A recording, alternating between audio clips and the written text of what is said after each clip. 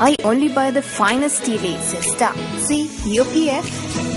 POPF is indicated on the pack. Sister, the art of tea.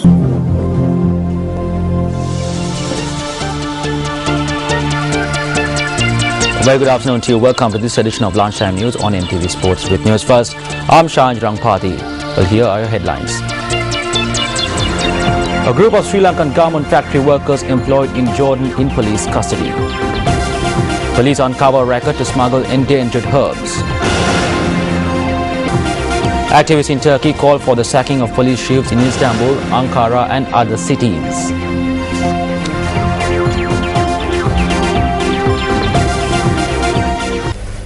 Now for those stories in detail. A group of Sri Lankan garment factory workers employed in Jordan have been arrested. A garment factory worker told News First that the group was arrested over a dispute with a Bangladeshi national. Now, News First made inquiries regarding the matter from Deputy General Manager of the Foreign Employment Bureau, Mangala Randenia.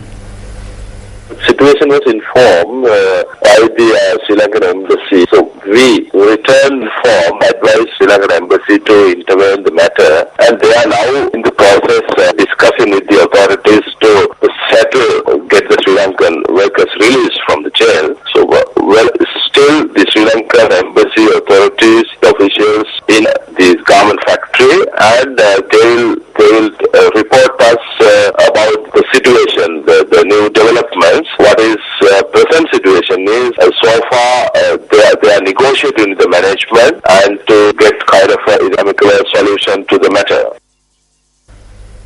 Meanwhile, the Navy has arrested 25 Indian fishermen in the seas of Karinagar for engaging in fishing activities by violating the maritime boundary. Navy media spokesperson Commander Kosala Varnakula Surya said the Navy had also seized 5 trawlers. He said that the arrested fishermen were handed over to the police last night. Incidentally, another 24 Indian fishermen who were fishing illegally in Sri Lankan waters were arrested in the seas of Thale Manar yesterday, along with 5 trawlers. The fishermen are to be produced before the Mannar magistrate today. We're also making headlines this afternoon. An individual who was illegally transporting 5,756 kilograms of herbs was arrested in the Valikanda area. The police media unit said that the arrest was made in the Vadamuna Valikanda area at around 5 p.m. yesterday upon inspection of a lorry. The herbs were concealed in 114 fertilizer sacks. Furthermore, 100 grams of hathavari and dried creepers hidden in 4 fertilizer sacks were also confiscated by the police. The police noted that it is illegal to possess or transport these herbs, which belong to the endangered plant category.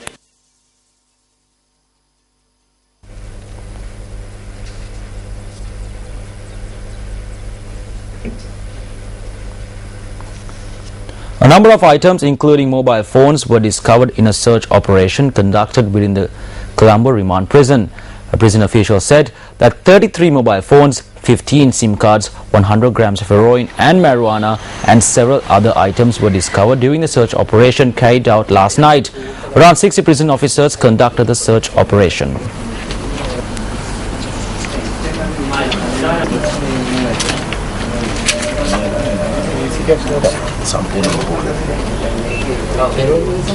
මේ ප්‍රමාණය තමයි packet එකක ඒ කියන්නේ ඒගොල්ලෝ විකුණන.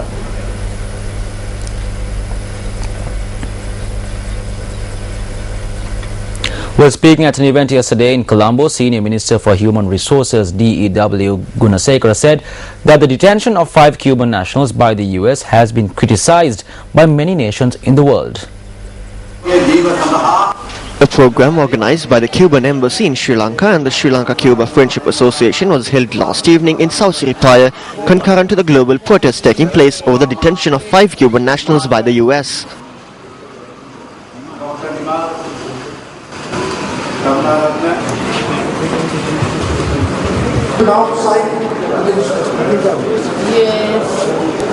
ඒ තාදුරටත් කියුබාන ආණ්ඩුව කියුබාවේ රටේ ජනතාවගේ ප්‍රශ්නයක් නෙවෙයි. This is not simply an issue for the Cuban government or the Cuban people. This has transformed into responsibility of all those who fight for humanity and against terrorism. Therefore, we have held a public opinion in this on Sri Lanka. I think apart from 2 countries, all other nations in the UN have condemned this.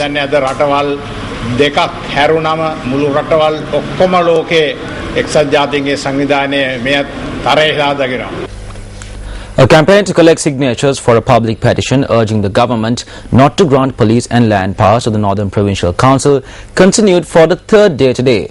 The campaign is organised by the National Freedom Front. The campaign, which began from the Anuradhapura town yesterday, made its way to the Habrana via Katagas Digiliya.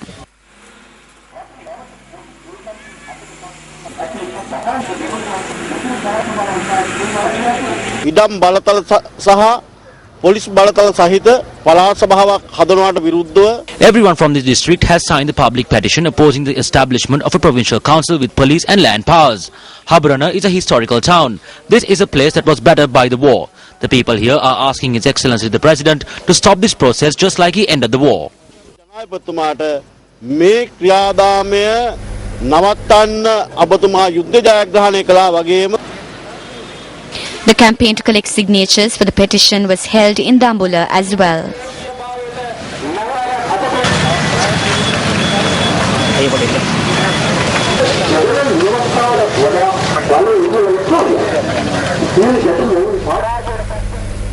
The Shore for Tourist Guide Lecturers Association of Sri Lanka charges that only a small group of large-scale businessmen are enjoying the dividends of a growing tourism industry.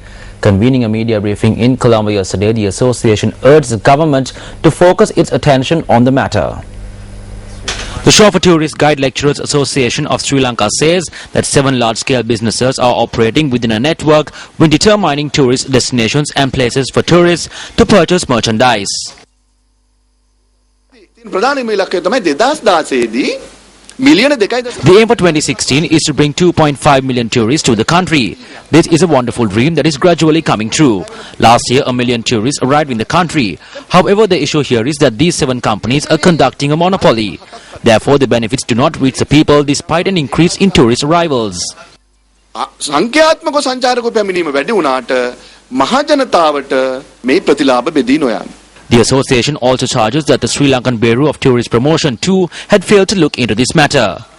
We have no subject minister. Minister Basil Rajapaksa is very busy. It is difficult to get an appointment from him. That is a true situation.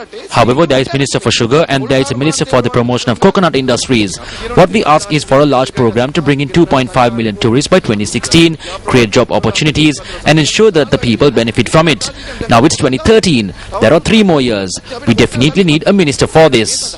Meanwhile, a group of Buddhist monks engaged in a satyagraha yesterday against closing the Buddhist and Pali University in Homagama indefinitely.